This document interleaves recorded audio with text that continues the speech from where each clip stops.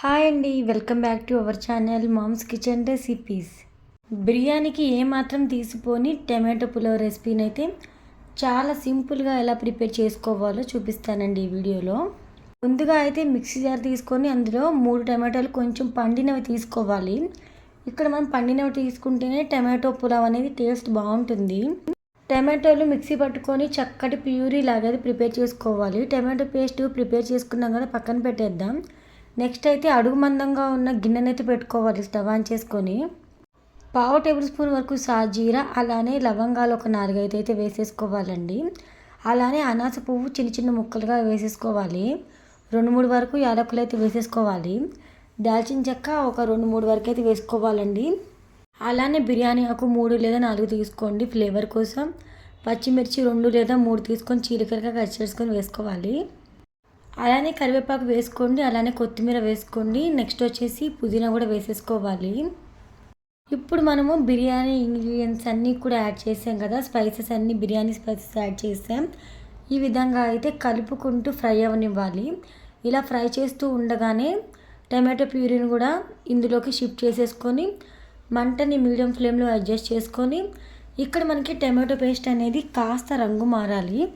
ఏమాత్రం పచ్చి వాసన లేకుండా ఉండేలా చూసుకుంటూ ఫ్రై చేసుకోవాలండి. ఇలా ఫ్రై చేసుకుంటే సరిపోతుంది.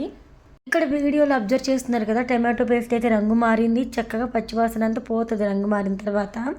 నెక్స్ట్ ఇందులోకి అప్పటికప్పుడు ఫ్రెష్గా రుబ్బిన అల్లం వెల్లుల్లి పేస్ట్ అయితే 1 టేబుల్ స్పూన్ అయితే యాడ్ చేసేసుకోవాలండి. ఇప్పుడు అల్లం వెల్లుల్లి పేస్ట్ వేసుకున్న తర్వాత కూడా ఈ విధంగా పచ్చివాసన ఏమీ లేకుండా ఉండేలాగా ఆయిల్లో చక్కగా ఫ్రై చేసేసుకోవాలి. నెక్స్ట్ అయితే వాటర్ అయితే యాడ్ చేసుకోవాలండి. మనం ఎంత బియ్యం తీసుకుంటామో దానికి డబుల్ క్వాంటిటీలో వాటర్ అయితే యాడ్ చేసుకోవాలి. నేను ఇక్కడ 2 గ్లాసులు బియ్యం అయితే తీసుకున్నానండి. 2 గ్లాసుల బియ్యానికి 4 గ్లాసుల వాటర్ అయితే కరెక్ట్గా సరిపోతాయి. ఇక్కడ మనం వాటర్ యాడ్ చేస్తాం కదా, నెక్స్ట్ ఇందులోకి అయితే టేస్ట్కి సరిపడా సాల్ట్ని అయితే యాడ్ చేసుకోవాలండి. సాల్ట్ని చూసుకొని అడ్జస్ట్ చేసుకున్నాం కదా. నెక్స్ట్ అయితే 1 గంట వరకు నానబెట్టిన రైస్ తీసుకోవాలి. నేను ఇక్కడ నార్మల్ రైస్తోనే చేస్తున్నాను. మీరు కావాలనుకుంటే బాస్మతి రైస్తో కూడా చేసుకోవచ్చు. ఇంట్లో సడన్గా బాస్మతి రైస్ అంటే ఒక్కొక్కసారి ఉండదు కాబట్టి అప్పటికప్పుడు చేయాలనుకుంటే ఇంట్లో ఏ రైస్ ఉంటే ఆ రైస్తో చేసేసుకోవడమే. నెక్స్ట్ అయితే ఇందులోకి అయితే రైస్ అంతా కూడా కంప్లీట్గా యాడ్ చేసిన తర్వాత మంటని హై ఫ్లేమ్లోనే ఉంచేసి ఇక్కడ మనకి వాటర్ క్వాంటిటీ అంతా తగ్గి రైస్ చక్కగా ఉడికేంత వరకు హై ఫ్లేమ్లోనే పెట్టేసుకొని వాటర్ క్వాంటిటీ ఆల్మోస్ట్ తగ్గిపోయింది, రైస్ ఉడకడానికి దగ్గర పడుతుంది అన్న టైంలో మంటను అయితే లో ఫ్లేమ్లో అడ్జస్ట్ చేసుకొని మూత పెట్టేసుకొని 5 నిమిషాలు అయితే చక్కగా మగ్గనివ్వాలండి. ఆ తర్వాత అయితే చాలా యమ్మీగా చాలా టేస్టీగా మనకి టమాటో పులావ్ అయితే రెడీ అయిపోతుంది. ప్రాసెస్ అంతా చాలా ఈజీగానే ఉంది కదా, డెఫినెట్గా మీరందరూ కూడా ట్రై చేయండి.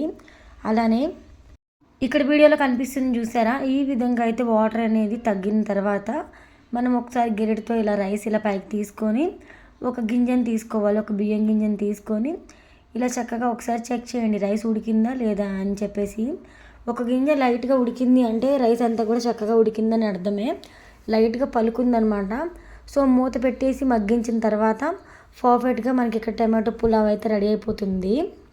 మరి నేను చేసిన టమాటో పులావ్ రెసిపీ మీకు నచ్చిందా? నచ్చితే వీడియోకి లైక్ ఇవ్వండి.